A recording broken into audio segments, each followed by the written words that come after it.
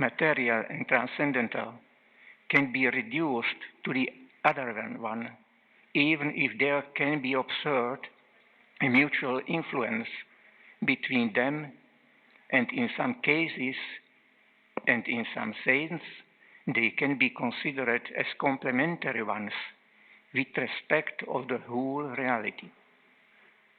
The transcendental world is not an object suitable for scientific research. This means that it is not adequate to characterize the science as an atheistic super weapon against the spiritual world. The science, I mean a serious science, cannot arrive to such a conclusion because its competency would be exceeded. The idea that one must choose between science and religion shows that there is a deep misunderstanding of the real situation. We cannot accept Darwinian evolution as such without the soul. So that is the concept that we are trying to discuss. But I find it very interesting what you say. And do you know there are, for example, in our Christian tradition also attempts at integrating Darwinian point of view in a, if you will, in a wider theological understanding of nature. For example, Teilhard de Chardin. Teilhard de Chardin is a Jesuit that worked a lot of time about this point. And I completely agree that there are, in my opinion, different degrees in nature of consciousness and of, if you will, spirituality. I mean, everywhere in our world there is intelligence. This is not this is not a fact that concerns only human beings. Matter and mind are considered ontologically distinct from consciousness. So unlike Platonism, or Plato's view, or Descartes' view, consciousness is something that's actually different from the physical form as well as our mental capacities. On this view, we have basically access to two different sorts of realms. We can all see and hear and taste things in the objective physical world. And we also have our own internal private life of thoughts, emotions, feelings.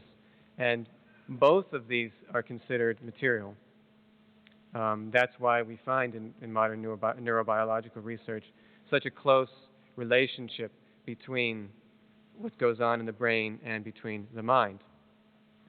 The Bhagavata, this particular text, posits a third aspect of reality, which is called consciousness, or the jiva, or the purusha, or the atma, which is different from both the external physical world and the internal mental world.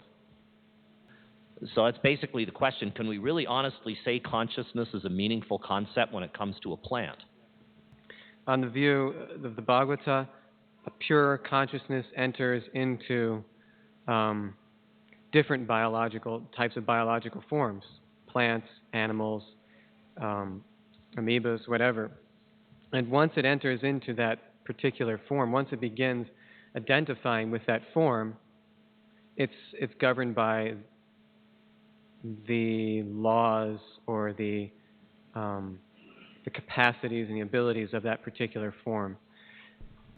To return to the movie analogy, I think you choose to go into the horror film, then you're going to get scared, hopefully.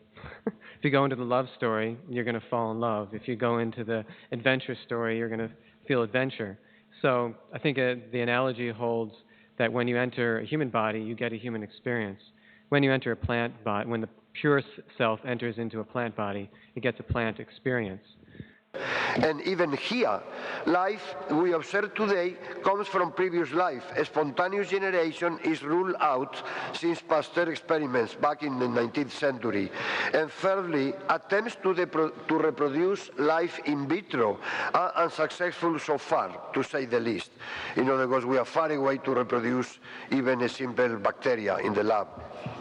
Spirituality is private. Religion is public. If religions do not organize private spirituality or lose sight of it and rather go into the power business and politics, that's where the problems are. Now, scientific insight is private. Scientific knowledge is public.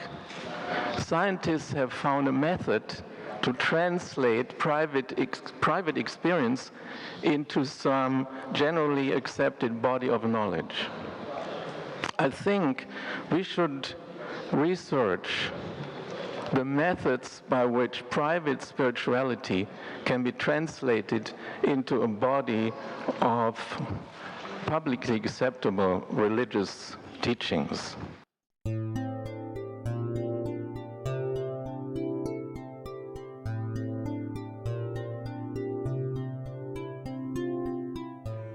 So, in other words, the modern science tries to be almost exclusively mechanistic.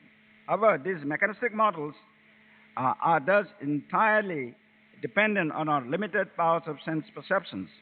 However, every honest and thoughtful person will agree that the electron, just like God, has never been seen.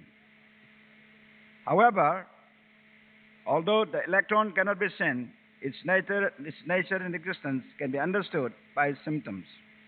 The symptoms can be inferred from the electron's influence and interactions with observable energies. In the same way, the spiritual soul, or the spiriton, we can say, cannot be seen, but its symptom consciousness can be perceived. Similarly, God can also can be experienced if we look for the symptoms of its existence. For example, beauty, truthfulness, intricate and mathematically perfect laws of nature, mysteries and mysticism, etc. Some of these are quantifiable, such as the mathematical laws, while others, like beauty, cannot be quantified or explained by rigorous scientific process. But we all know that both of these groups do exist as a part of reality. Therefore, the conclusion is that reality exists beyond the boundaries of empirical observation. Lately, meetings like this one are more and more frequent, and I would like to thank the organizers and Dr. Singh for inviting me. And in these meetings, there are scientists of different cultures and representatives of different religions. Believers and laymen have a dialogue on the most important themes of modern science and of life science. Independently of what our origin is, we might never know that. Independently of whether we are fruit of chance or necessity, it's not so important knowing where we come from, but where we are going and how we are going there. Thank you. Why the free will topic is so important within this discussion? Because the free will is an element which enables the soul to develop itself. The free will enables to go right or left according to the freedom we've got. It enables to decay or to grow.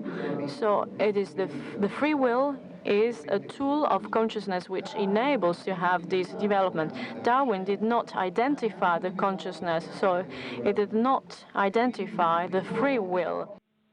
When we consider the process of life, it may be difficult to accept that we become ever more alive, and yet for every human being it is true that he or she is not a mortal being moving towards its end, but is an immortal being beginning to live.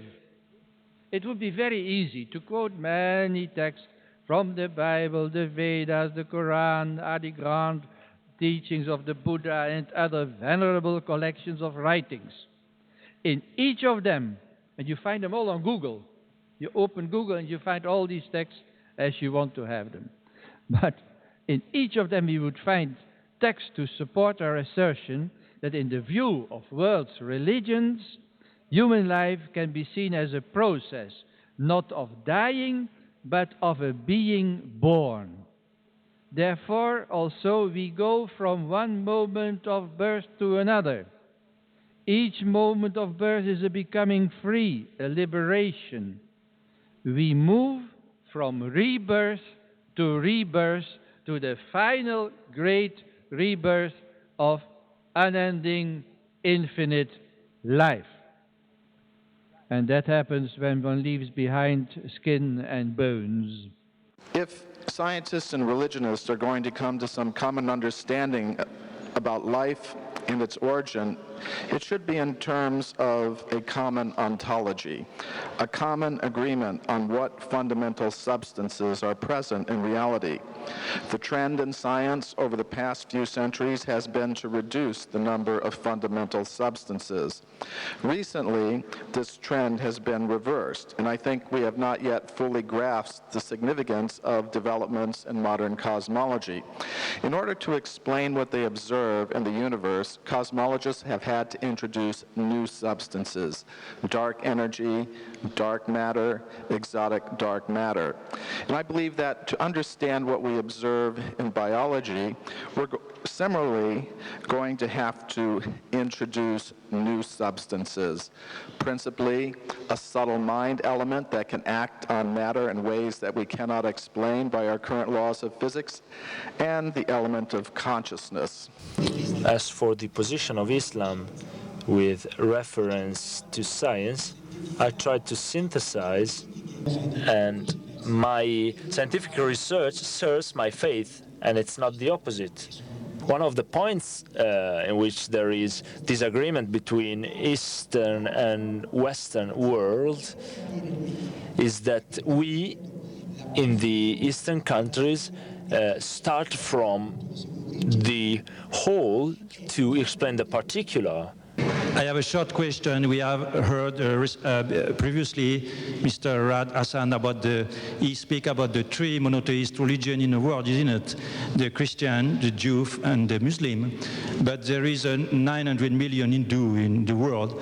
In order to bring peace, I would like to ask to Dr. Singh, which is, I think, some ambassador of peace in the world, to say a few words about this question of one God or many gods. Yeah. Well, the Supreme Lord, or God, is one. That is the principle laid out in the traditional Vedantic or Hindu tradition. So I think there's no conflict in that conception. But the trouble is that the language problem, I think it creates some kind of, in the minds of others who are not trained in that culture, there is some misconception. Otherwise, God is also one. It's also, Hinduism is also monotheistic in the strictest sense, but in the Western world it is not known. I think that's why sometimes it requires this dialogue, this I think discussion, and these things are very helpful. Whether there are things in spirituality that can be subjected to something like a repeatable scientific experimentation. I happen to be a world leader actually in that field of repeatable scientific experimentation. It's called design of experiments. Now the thing is this. Spiritual leaders from ancient times in all parts of the world have had spiritual experiences. They have spiritual teachings. If we could only divorce religion from that and see what the spiritual teachings are, then all these teachings are like repeatable experiments. Something that Jesus Christ said, if I follow it today, it will lead to certain results. Something that Krishna said, if I just follow it, it will lead to that result. You see, this is repeatable, and I have seen it repeated. There are so many saints in the world. They repeat it, and we see the results. They grow spiritually. So this is nothing new actually. All of spirituality has that basic scientific feature of being repeatable. Transition from nothing to something is not a physical transition. physics and natural sciences in general are always dealing with some environment whose properties are specified by quantities adherent to the matter. A scientific approach, including, for instance, also the notion of causality, fits to the material world, not to the spiritual one. The religion is in a special way intimately related to such a world which cannot be sufficiently described in terms adhering to the material world. There is a beautiful scientific tradition, logics and informatics right in the Indian culture, so I think and I hope to find interlocutors to start this work between our two cultural traditions. I am the same Gianfranco Basti. My identity is the same, both when I existed as a single cell in my mother's womb, right after my conception, when I was 4 years old and weighed 20 kilos, and now that I'm 50 and almost 100 kilos because I'm overweight, composed of many billion cells, 10 to the 17th, that is some hundreds, millions, billions cells. My name is Vittorio Marchi. I'm a professor in physics and a researcher scientifically. And this is the work that I've been carrying on for 40, 50 years, and which I'd like to carry on till the end of this experience on Earth, to extend to all people this concept. Because humanity, all of us, until we don't all touch this truth and we don't realize that we're all interconnected, all linked one to the other, this peace we're all invoking, this love, this universal love we're all invoking, will never be possible. Science cannot be a basis for atheism, because physics tells us that visible order, the order of the visible world, is based on a transcendent order. The material world is only the cortex of a deeper reality. So what does it mean for biology? Genes, DNA molecules, are lumps of matter. They're not the ultimate basis of biological order, but they are themselves actualizations of a deeper order. We will have to change the meaning of Darwinism in the same way we had to change the meaning of Newton's physics. Saint Paul, in his letter to the Romans, chapter 1, verse 20, goes back to this concept. The invisible perfections of God, just like his eternal potency and his divinity, appear clear in the created world. And he underlines that to recognize this presence of God is a sign of wisdom. In fact, our founder